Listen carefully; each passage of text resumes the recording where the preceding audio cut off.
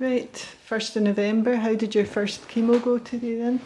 It went so well. I mean, I might have some kind of collapse tomorrow, but today was so good. I mean, it started really well because it started with me realising that I wouldn't have to wait around for a couple of hours. I was due in at 9, but Dr. Venugopal had told me yesterday that there might be quite a bit of a wait to get my bloods a report in because I had just got it done yesterday at the Beatson.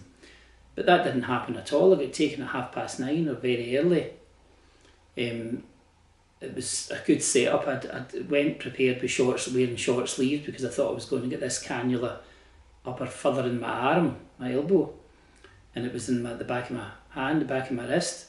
So I'll wear long sleeves next time because it did cool down. But what I would say is they put through a kind of saline solution and then they put through Piriton and a steroid and various other things.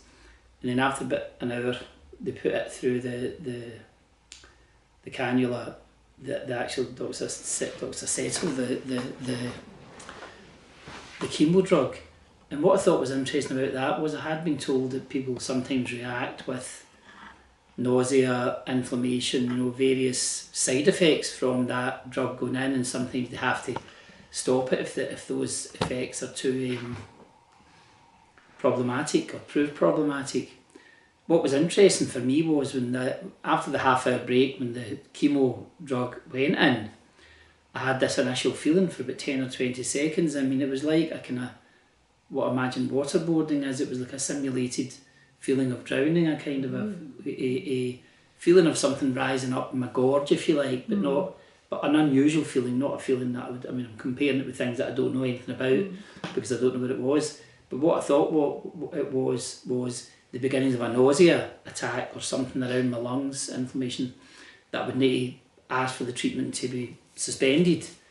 And that really worried me. But within 20 seconds, before I had a chance to say to you, Deanie, or to the nurse that was over at the desk, that something seemed to be wrong, that evaporated. It was like my body was coming to terms with this new drug because it hadn't reacted at all, obviously, to the other solutions, the hydrocortisone, whatever that had got in earlier. So after that is settled, I was able to listen to my music, my Genesis, 144 tracks downloaded from this fantastic playlist on Spotify, to daydream, to chat with you, and just generally switch off. And I kept waiting for something to go wrong and it never did.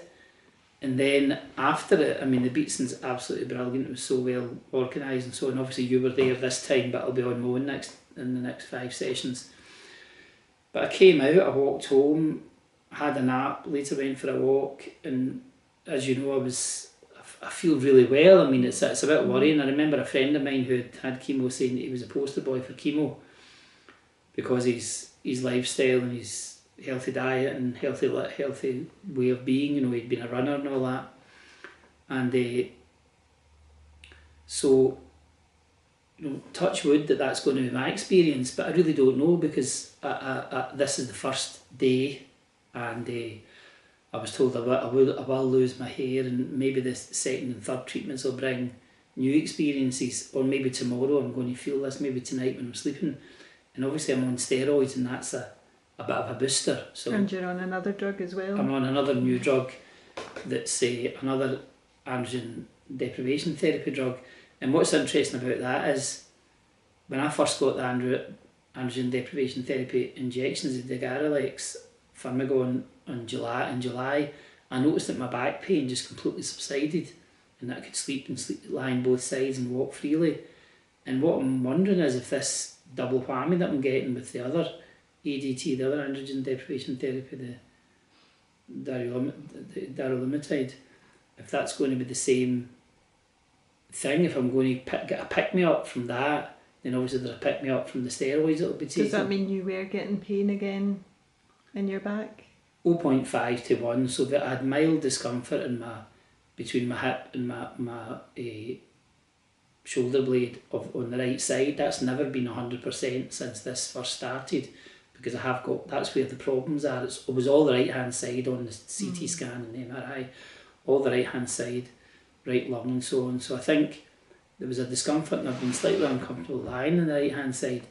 But last night I slept baby on the right hand side. Of course, I hadn't had that, and so I'll just see how it goes tonight. But I've been improving with the garlic, so I'm wondering if this is going to just clear out some of that, and that's the hope. The hope is that since this prostate cancer lives off of testosterone, that attacking this rest of the testosterone in my young lithe body is going to damp down the cancer. That's my hope, and so far so good. I mean, this is the first the first day of it, but I'm feeling good. Good.